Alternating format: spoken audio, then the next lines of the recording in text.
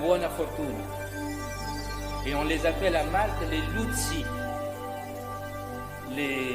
Les pêcheurs, quand ils sortent en mer, ils font des prières et puis ils repeignent les embarcations avec des Luzzi pour leur souhaiter une bonne chance.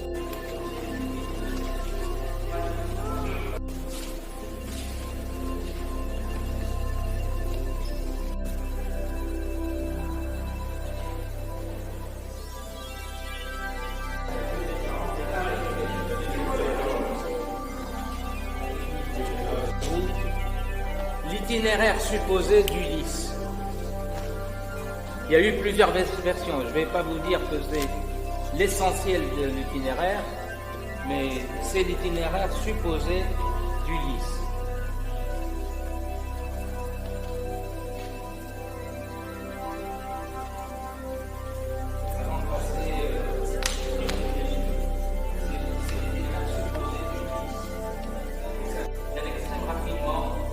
C'est l'opus vermiculatum.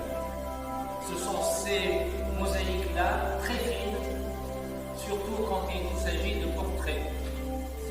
Ces mosaïques-là de Kessel, elles mesurent entre 2-3 mm.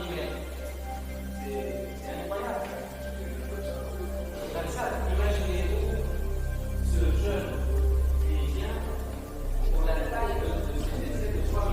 Comment on fait de la pierre? Voilà. Mais on a l'habitude aussi de voir les centaures plutôt terrestres. Alors que là, dans l'imaginaire gréco-romain, les centaures provenaient de l'eau aussi parce qu'ils accompagnaient Neptune, Poséidon. Et le motif central, ce médaillon-là, il est entouré par les 4 saisons. Et je vais commencer par l'automne. Donc il faut imaginer cette mosaïque sous nos pieds. Là, regardez, dans le coin là, c'est les feuilles de vigne. Les artisans, ils excellaient d'ailleurs dans ce qu'on appelle le rendu de la chair du corps, ce jaune pâle, ocre très très très pâle.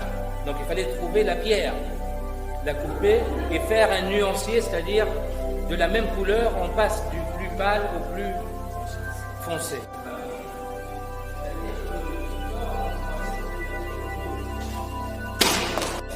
Pas pour dénigrer le mot lui-même, mais le pâle, eux ils vivaient dans des bidonvilles.